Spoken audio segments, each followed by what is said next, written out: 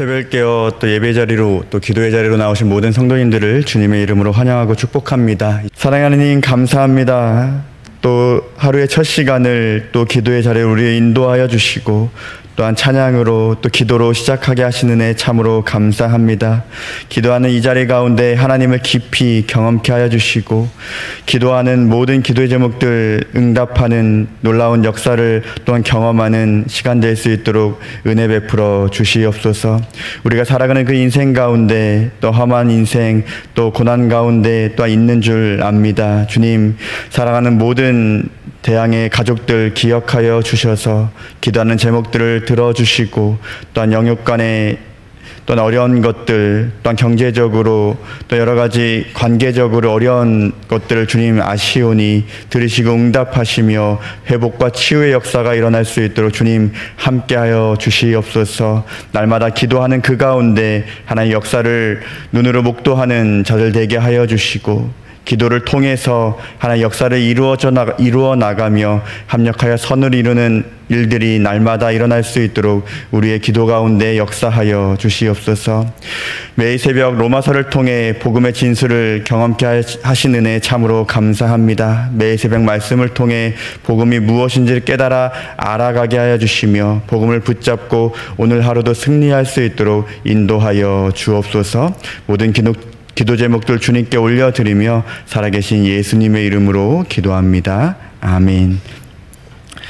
하나님께서 오늘 우리에게 주신 말씀은 로마서 5장 12절부터 21절까지의 말씀입니다. 제가 가진 성경으로 신약성경 245페이지에 있는 로마서 5장 12절부터 21절까지의 말씀입니다.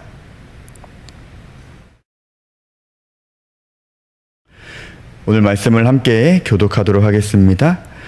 그러므로 한 사람으로 말미암아 죄가 세상에 들어오고 죄로 말미암아 사망이 들어왔나니 이와 같이 모든 사람이 죄를 지었으므로 사망이 모든 사람에게 이르렀느니라. 죄가 율법 있기 전에도 세상에 있었으나 율법이 없었을 때에는 죄를 죄로 여기지 아니하였느니라. 그러나 아담으로부터 모세까지 아담의 범죄와 같은 죄를 짓지 아니한 자들까지도 사망이 왕노릇하였나니 아담은 오실자의 모형이라. 그러나 이 은사는 그 범죄와 같지 아니하니 곧 한 사람의 범죄를 인하여 많은 사람이 죽었은즉 더욱 하나님의 은혜와 또한 한 사람 예수 그리스도의 은혜로 말미암은 선물은 많은 사람에게 넘쳤느니라. 또 이 선물은 범죄한 한 사람으로 말미암은 것과 같지 아니하니 심판은 한 사람으로 말미암아 정죄에 이르렀으나 은사는 많은 범죄로 말미암아 의롭다 하심의 이름이니라.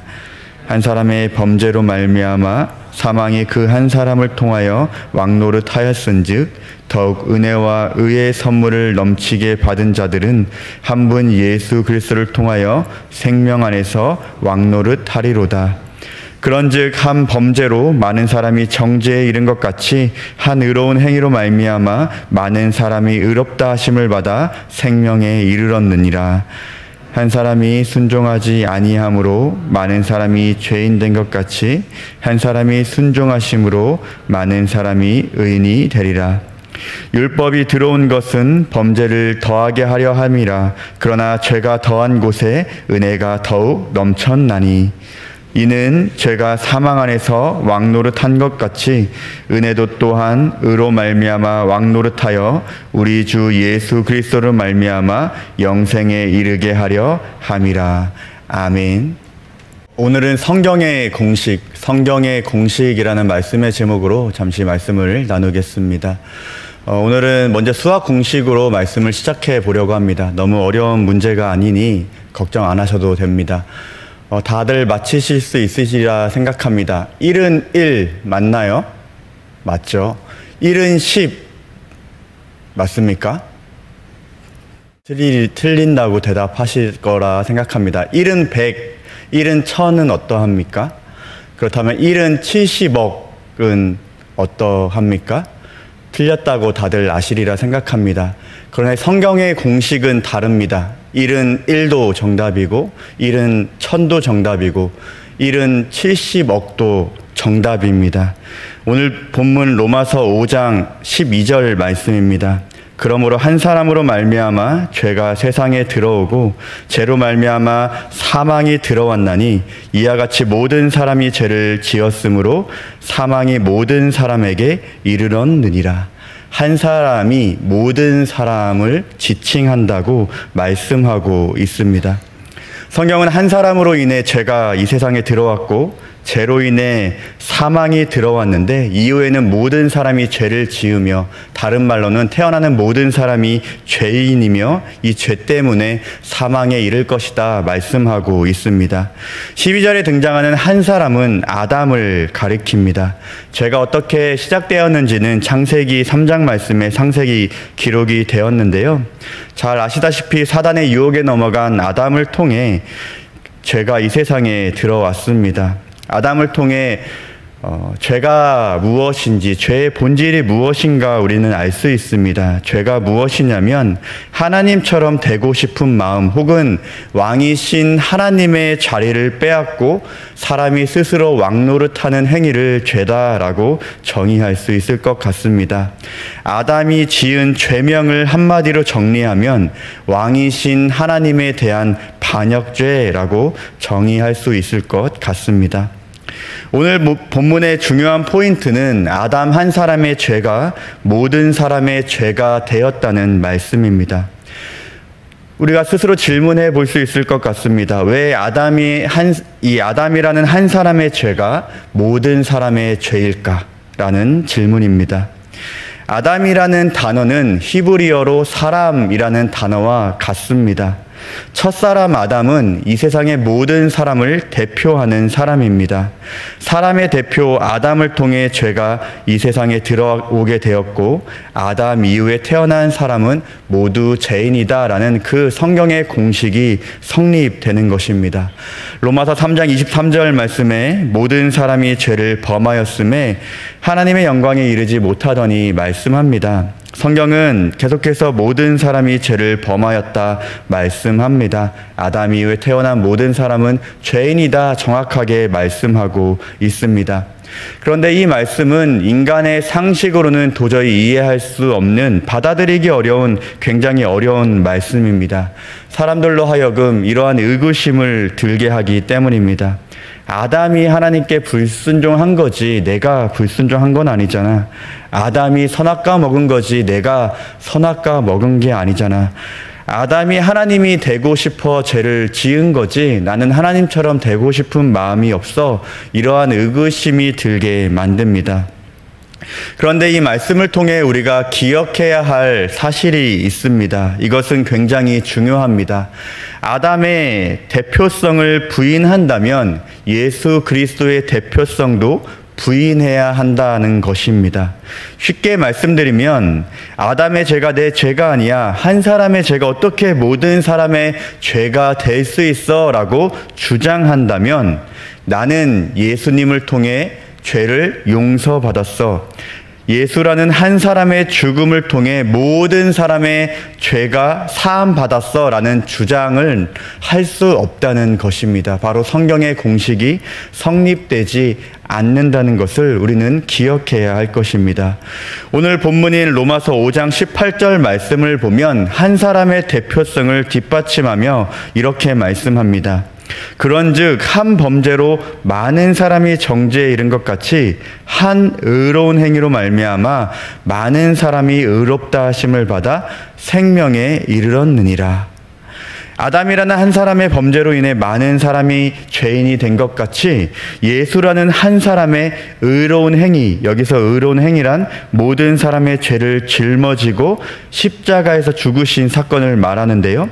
이 예수라는 한 사람의 의로운 행위를 통해 많은 사람이 의롭다 하심을 받아 생명을 얻게 되었다 말씀합니다. 이어지는 19절 말씀에도 이 한 사람의 대표성을 주장하는 말씀이 등장합니다. 19절 말씀에 한 사람이 순종하지 아니함으로 많은 사람이 죄인 된 것 같이 한 사람이 순종하심으로 많은 사람이 의인이 되리라 라고 성경의 공식을 이렇게 말씀하고 있습니다. 한 사람의 대표성, 이해가 되시나요? 성경의 공식은 한 사람이 70억의 사람과 같다라는 것, 그런 공식이 정립이 됩니다.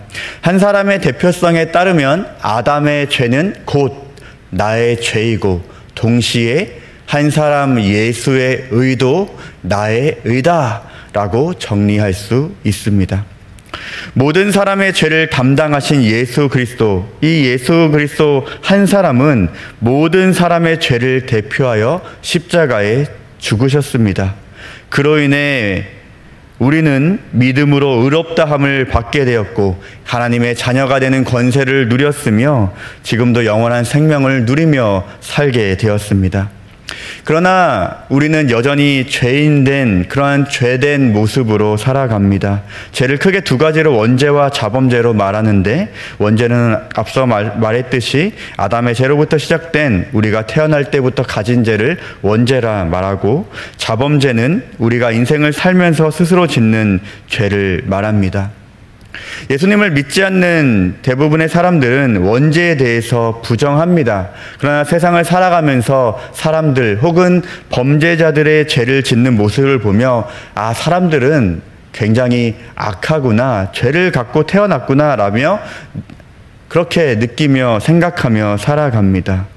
이것이 무슨 말입니까? 죄가 가득한 세상을 사는 사람들은 이 원죄, 사람은 원래 악한 존재이구나 라는 것을 부정하며 살아갈 수 없다는 것을 우리는 살아가면서 경험하게 됩니다. 말씀을 정리하겠습니다. 오늘 본문에 앞선 로마서 5장 1절부터 11절 말씀에서는 하나님과의 화평을 말하며 예수님을 통해서 우리는 하나님의 영광에 참여할 소망을 얻게 되었다라는 굉장히 기쁜 소식을 전합니다. 그러나 이어지는 본문인 오늘 본문에서는 갑자기 이 한 사람의 죄를 통해 모든 사람이 죄인이다라는 이러한 말씀을 전하고 있습니다. 왜 그럴까요? 이 죄의 문제는 너무나 중요하기 때문입니다. 로마서 5장 1절부터 11절에서 말하는 하나님의 화평을 이루기 위해서는 반드시 죄로 인해 막혔던 담이 허물어져야 합니다. 막힌 담이 허물어질 수 있는 것은 바로 한 사람인 예수 그리스도를 통해서 가능하다라는 것을 말하고자 한 것입니다. 그리하여 바울은 오늘 본문을 통해 죄를 가진 인류 모든 사람은 한 사람, 바로 예수 그리스도가 필요하다라는 것을 말하기 위해 앞서서는 하나님의 화평에 대해 말하고, 이어지는 본문에서 이 한 사람의 죄로 말미암아 너희는 죄인이야, 너희는 어쩔 수 없는 죄인이야. 그러나 한 사람 예수 그리스도를 통해 우리는 의인이 될 수 있어. 그러니 너희에게는 반드시 예수 그리스도가 필요해. 이것을 강조하기 위해 하나님의 화평에 의해서 죄의 문제를 꼬집어 이야기하고 있는 것입니다. 이 바울이 이러한 장치를 통해서 이 복음을 설명하듯이 내가 죄인임을, 내가 죄를 가지고 있음을 인정하는 것은 신앙에 있어서 정말 중요합니다. 왜냐하면 나의 죄를 인정하고 고백하는 것으로부터 우리의 믿음이 시작되기 때문입니다.